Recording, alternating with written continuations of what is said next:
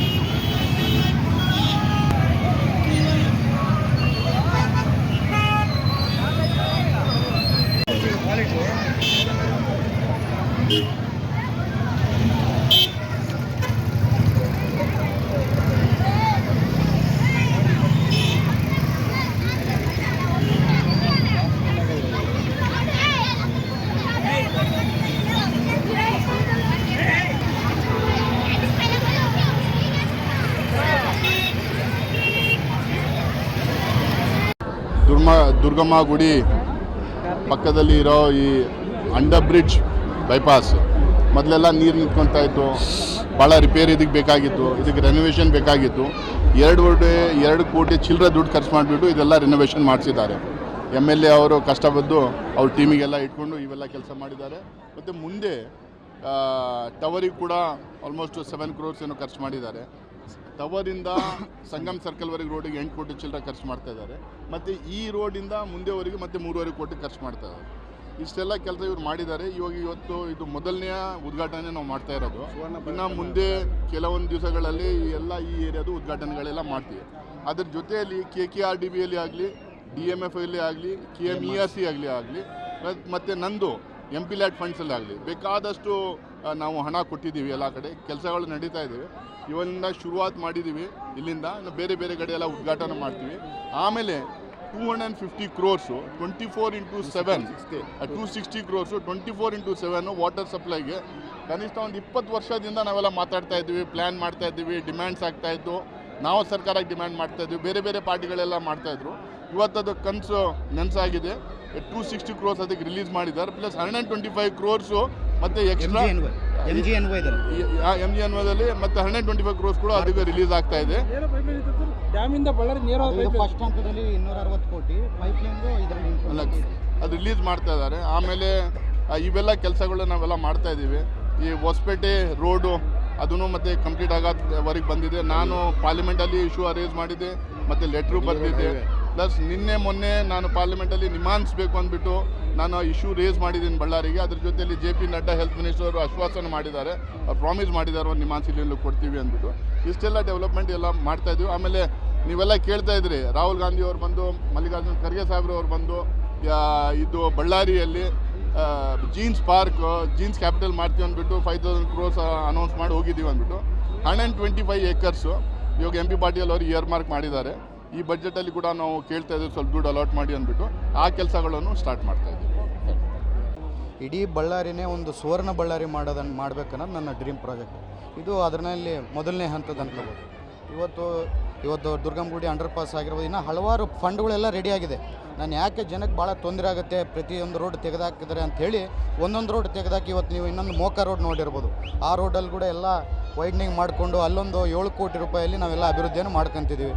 ಮತ್ತು ನಮ್ಮ ಟವರಿಂದ ಸಂಗಮ್ ಸರ್ಕಲಲ್ಲಿ ಆ ರೋಡನ್ನು ಅಭಿವೃದ್ಧಿ ಮಾಡ್ಕೊತಿದ್ದೀವಿ. ಮತ್ತು ಈ ಅಂಡರ್ ಪಾಸ್ ಹತ್ತಿದ ತಕ್ಷಣ ಇಲ್ಲಿಂದ ಇದು ನಮ್ಮ ಟವರ್ವರೆಗೆ ಅದೊಂದು 2.5 ಕೋಟಿಯಲ್ಲಿ ಹೊಸದಾಗಿ ರೋಡನ್ನು ನಾವು ನಿರ್ಮಾಣ ಮಾಡ್ಕೊಂತೀವಿ. ಆದಷ್ಟು ಬಳ್ಳಾರಿಯಲ್ಲಿ ಎಲ್ಲೆಲ್ಲಿ ರೋಡ್ಸ್ ಇಲ್ಲವೋ ಅದನ್ನೆಲ್ಲ ಒಂದು ದೊಡ್ಡ ಮಟ್ಟದಲ್ಲಿ ವೈಡ್ನಿಂಗ್ ಮಾಡಿಕೊಂಡು ನಮಗೆ ಫಂಡ್ಸ್ ಏನು ಕೊರತೆ ಇಲ್ಲ. ನಾವಾಗಿರ್ಬೋದು, ನಮ್ಮ ಅಣ್ಣವರಂಥ ನಾಸಿರ್ ಹುಸೇನವರಾಗಿರ್ಬೋದು, ನಮ್ಮ ನಾಗೇಂದ್ರಣ್ಣವರಾಗಿರ್ಬೋದು, ನಮ್ಮ ಜಮೀರ್ ಅಹಮದ್ ಅವರಾಗಿರ್ಬೋದು, ನಮ್ಮ ಮುಖ್ಯಮಂತ್ರಿಗಳಾಗಿರ್ಬೋದು, ಉಪಮುಖ್ಯಮಂತ್ರಿಗಳಾಗಿರ್ಬೋದು, ಎಲ್ಲರೂ ಸೇರಿ ಬಳ್ಳಾರಿ ಜಿಲ್ಲೆಗೆ ಅವ್ರು ಕೇಳಿದಷ್ಟು ಭರತ್ ರೆಡ್ಡಿ ಯುವಕನಿದ್ದಾನೆ, ಅವ್ರಿಗೆ ಫಂಡ್ಸನ್ನು ಕೊಡಬೇಕು. ಅವ್ರಿಗೆ ಫಂಡ್ಸನ್ನು ಕೊಟ್ಟು ಬಳ್ಳಾರಿನ ಅಭಿವೃದ್ಧಿ ಮಾಡಬೇಕಂತೇಳಿ ಎಲ್ಲರೂ ಪಣ ತೊಟ್ಟಿದ್ದಾರೆ. ಅದೇ ರೀತಿಯಲ್ಲಿ ಆ ಬಳ್ಳಾರಿ ಯಾವ ರೀತಿಯಲ್ಲಿ ಅಭಿವೃದ್ಧಿ ಆಗ್ತಿದೆ ಅಂತ ಅವೆಲ್ಲ ನೋಡ್ಬೋದು. ಇನ್ನೊಂದರಲ್ಲಿ ಮೊನ್ನೆ 260 ಕೋಟಿ 24x7 ವಾಟರ್ ಸಪ್ಲೈಗೆ ಏನು ಮೊನ್ನೆ KMRCL ಅಲಾಟ್ಮೆಂಟ್ ಆಯಿತು. ಟೋಟಲ್ 1200 ಕೋಟಿ ಪ್ರಾಜೆಕ್ಟ್ ಅದು. ನಮ್ಮ ತುಂಗಭದ್ರೆಯಿಂದ ಬಳ್ಳಾರಿ ಸಿಟಿಗೆ ಪ್ರತಿ ಮನೆಗೆ ಕೊಡೋದು. ಫಸ್ಟ್ ಈ 260 crores ಬಳ್ಳಾರಿ ಸಿಟಿಯಲ್ಲಿ ಪೈಪ್ಲೈನ್ಸ್ ಹಾಕ್ಕೊಂಡು ಪ್ರತಿ ಮನೆಗೆ ಕನೆಕ್ಟಿವಿಟಿ ಮತ್ತು ಓವರ್ ಟ್ಯಾಂಕ್ಸನ್ನು ನಿರ್ಮಾಣ ಮಾಡ್ಕೊತಿದ್ವಿ.